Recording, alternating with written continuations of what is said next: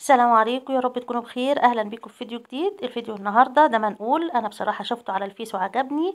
هو وصفه بتنجان مصري لكن بايد شيف سوري او سعودي تقريبا. هو بيقول ان هو دخل مطعم سعودي واكل فيه بتنجان مخلل على الطريقه المصريه، فعجبه الطريقه قوي فسأل عليه، فهو حب ان هو يعمله وعمله معانا هنا. هو عمل ايه؟ هو جاب ميه غلاها ونزل فيها بنص واحده من البنجر.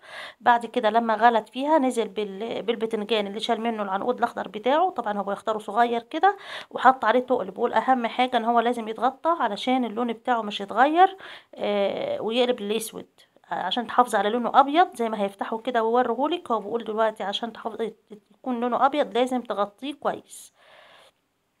وكمان هو مختار باذنجان الصغير، بقول الباذنجتين برضو اللي هو يعملهم في الاخر بطريقه معينه. تمام، هيسيبه بقى على جنب كده. لما يبرد هيجيب بقى فلفل الوان بارد، وهيجيب كمان كام قرن من الشطه السبايسي. هو بيقول الباذنجان المخلل لازم يكون حراق. هو بيعمله بالطريقه دي علشان اطلع منه البذور بسهوله. هياخدهم في الكبه كده يفرمهم، الفلفل البارد الالوان وكمان الشطه السبايسي. هضيف عليهم بقدونس وتوم وعصره ليمون ومعلقتين من زيت الزيتون.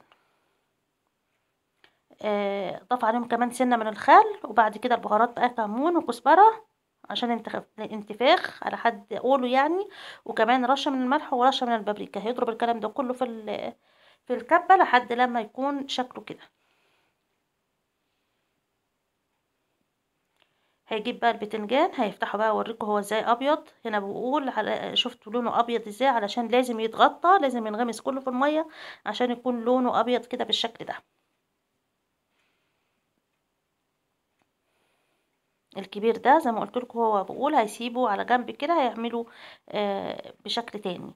هنا بيحشيه بقى بالطريقة العادية كده، وبقدمه بقى في طبق التقديم. بيفتح البتنجانة كده ويحشيها، وبعد كده يرش عليها زيت الزيتون ورشة من البقدونس، وبحط ليمونتين كده علشان يعصر عليه ليمون في الآخر.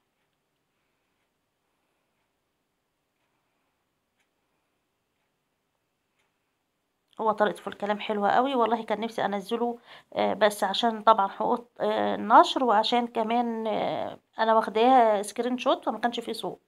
هنا بقى البتنجان الكبير هو هيعمل فيه ايه؟ هيقطعه بقى بالشكل ده، بقطعه كده قطع صغيرة،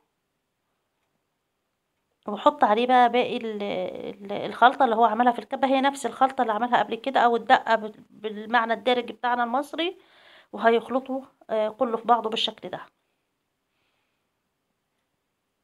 هيقدمه برضو في طبق التقديم، ورش عليه برضو زيت زيتون كمية حلوة كده، وبعد كده يعصر عليه ليمون بقى ويستمتع بطعمه زي ما هتشوفوا دلوقتي. بيشكر المصريين جدا على الوصفة، عجبته.